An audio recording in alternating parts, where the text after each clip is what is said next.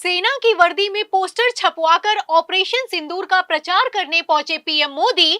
ऐसी फजियत हुई कि बंद गाड़ी से ही हाथ हिलाकर भाग खड़े हुए हैं। तो ऐसा क्या हुआ कि पब्लिक ने मोदी के काफिले को दौड़ा लिया? आपको तस्वीरें दिखाएंगे। भयंकर फजियत के बाद आखिर क्यों पीएम मोदी ने अचानक से ऑपरेशन सिंदूर के प्रचार को रोक दिया, उस पर भी आएंगे। लेकिन खबर में सबसे पहले बिग ब्रेकिंग देखिए कि कैसे ऑपरेशन सिंदूर के नाम पर मोदी जी ने भद्द पिटवा कर रख दी है। खबर आप देखिए नव भारत टाइम्स की। देखिए इसमें लिखा हुआ है कि 3 दिन 5 राज्य उद्घाटन rally road show, election mode से विपक्ष को संदेश दे रहे पीएम मोदी। तो पीएम मोदी चले थे विपक्ष को संदेश देने के लिए, ऑपरेशन सिंदूर के नाम पर वोट मांगने के लिए। लेकिन पूरा का पूरा खेल उल्टा पड़ गया है। फजियत तो इतनी ज्यादा हुई है कि प्रधानमंत्री नरेंद्र मोदी के काफिले को भीड़ ने दौड़ा लिया है। तस्वीरों में आप देख सकते हैं कि एक तरफ प्रधानमंत्री नरेंद्र मोदी का काफिला जा रहा है, दूसरी तरफ पब्लिक पीछे से दौड़ती हुई नजर आ रही है। तस्वीरों में साफ दिखाई दे रहा है कि प्रधानमंत्री नरेंद्र मोदी जब ऑपरेशन सिंदूर के नाम पर सड़कों पर उतरे हैं, वोट मांगने के लिए उतरे हैं, रोड शो करने के लिए उतरे हैं, तो भीड़ ही गायब हो गई है। खबरें तो निकलकर सामने आई कि प्रधानमंत्री नरेंद्र मोदी का भव्य रोड शो होने वाला है। 6 किलोमीटर लंबा ये रोड शो होगा और इसमें 32 जगह स्टेज लगाए जाएंगे। लेकिन आलम तो ऐसा हो चुका है कि आप देख सकते हैं कि सिर्फ स्टेज पर ही भीड़ मौजूद है, जिसे पैसे देकर बुलाया गया है। वही लोग फूल बरसा रहे हैं, बाकी चारों तरफ सन्नाटा पसरा हुआ है। वैसे अमूमन तो मैं आपको बता दूं कि ये होता है कि जब भी प्रधानमंत्री नरेंद्र मोदी के रोड शो में भीड़ होती है तो प्रधानमंत्री नरेंद्र मोदी अपनी गाड़ी से बाहर लटक जाया करते हैं। तस्वीरें आप देख सकते हैं कि किस तरीके से भीड़ का अभिवादन स्वीकार करने के लिए प्रधानमंत्री नरेंद्र मोदी बाहर की तरफ आ गए हैं, हाथ हिला रहे हैं, मुस्कुरा रहे हैं, खिलखिला रहे हैं।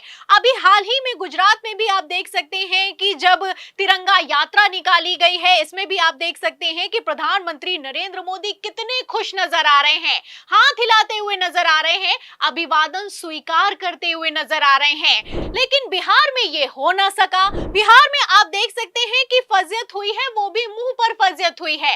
आपको बता दें कि गुजरात में तो भीड़ का जुगाड़ किया जा सकता है, लेकिन बिहार और बंगाल में जुगाड़ नहीं हो पाता।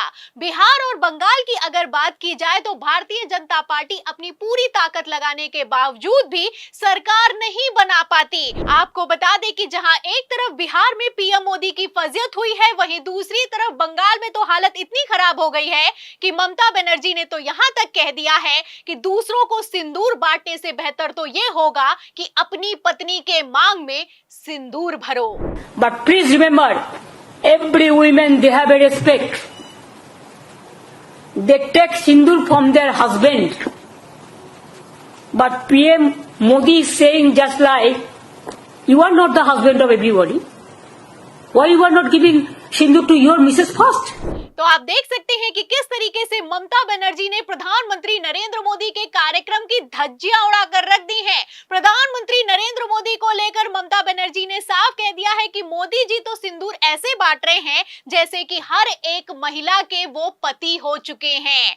आपको बता दें कि ममता बनर्जी का बयान जब से निकलकर सामने आया है, भारतीय जनता पार्टी मुंह छुपाने को मजबूर दिखाई दे रही है, क्योंकि इन लोगों ने किस तरीके से सिंदूर बांटो कार्यक्रम को शुरू किया है आप जानते हैं। और अगर नहीं जानते हैं तो मैं खबर भी दिखा देती हूं। खबर आप देखिए भास्कर की, इसमें लिखा भी हुआ है कि मोदी सरकार घर घर पहुंचाएगी सिंदूर, 9 जून से 1 महीने तक चलेगा अभियान, सांसद रोज 15 से 20 किलोमीटर की पद यात्रा करेंगे। तो पद यात्रा करेंगे भाजपाई सांसद और घर घर जाकर सिंदूर बांटेंगे। जो सिंदूर एक पत्नी को उसका पति देता है वो अब पति नहीं बल्कि सांसद देंगे। और कौन से सांसद देंगे? भारतीय जनता पार्टी के सांसद देंगे।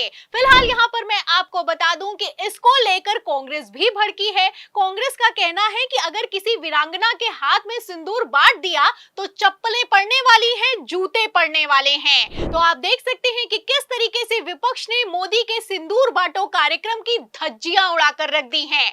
और यहाँ पर बात सिर्फ विपक्षी राजनीतिक दलों की नहीं है, सेना ने भी कमान संभाली है। और एयरफोर्स चीफ अमरप्रीत सिंह ने तो तो यहाँ तक कह दिया है कि जनता से वचन करने से बेहतर तो ये होगा कि जो सेना को वचन दिए गए हैं उनको पहले पूरा किया जाए। Timelines is a big issue. That is where that vachan part comes in. So once a timeline is given, not a single project that I can think of has been completed on time.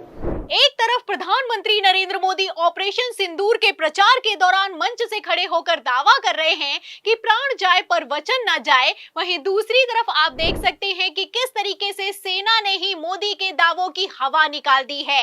Air force chief का बयान निकलकर सामने आया है कि ऐसे वचन क्यों ही देना जिनको आप पूरा नहीं कर सकते हैं। एयरफोर्स चीफ का कहना है कि एक भी डिफेंस का प्रोजेक्ट समय पर पूरा नहीं हुआ है। कॉन्ट्रैक्ट ऐसे किए गए हैं जिनको सरकार भी जानती है कि समय पर पूरे नहीं होंगे, लेकिन फिर भी ऐसे वादे किए जा रहे हैं। तो सेना ने भी भाजपाइयों को घेर लिया है, मोदी सरकार को घेर लिया है। आपको बता दें चौतरफा फजियत हो रही है और इस फजियत के बाद भारतीय जनता पार्टी भाग खड़ी हुई है।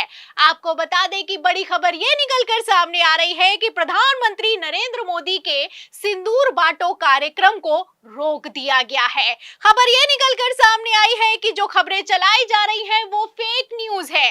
दावा यह किया जा रहा है कि दैनिक भास्कर से लेकर जितने भी गोदी मीडिया चैनलों ने मोदी के हवाले से बिग ब्रेकिंग चलाई है कि 9 जून के बाद 1 महीने तक सिंदूर बांटा जाएगा, वो खबर निराधार है, झूठी है। और ये कोई और नहीं कह रहा है, ये कहना है भाजपाई आईटी सेल के मुखिया अमित मालवीय का। अमित मालवीय का कहना है कि फेक न्यूज के आधार पर सोशल मीडिया पर अपनी प्रतिक्रिया दे रही हैं ममता बनर्जी, और ममता बनर्जी एक ट्रोल की तरह काम कर रही हैं। अमित मालवीय ने तो यहां तक कह दिया है कि कांग्रेस के प्रवक्ता हल्के लोग हैं, उनसे बेहतरी की अपेक्षा करना उचित नहीं होगा। तो लंबा चौड़ा ट्वीट किया गया है और इस ट्वीट के बाद हवाला यह दिया गया है कि ऑपरेशन सिंदूर के नाम पर सिंदूर बांटने जैसा कोई कार्यक्रम शुरू ही नहीं किया गया है। मतलब हद होती है। अगर ये झूठ है तो दैनिक भास्कर पर केस करना चाहिए, गोदी मीडिया पर एक्शन लेना चाहिए, हिम्मत है तो जवाब देना चाहिए। अब जवाब देते बन नहीं रहा तो किस तरीके से भाग खड़े हुए हैं आप इस पोस्ट से अंदाजा लगा सकते हैं। दरअसल यहाँ पर मैं आपको बता दूं कि इन लोगों का छुपा हुआ एजेंडा पूरी तरीके से एक्सपोज हो गया है, इसीलिए लोग बौखला रहे हैं। कहना है कि वो तो फेक न्यूज है, ऑपरेशन सिंदूर के नाम पर सिंदूर बांटो कार्यक्रम को तो शुरू ही नहीं किया गया है।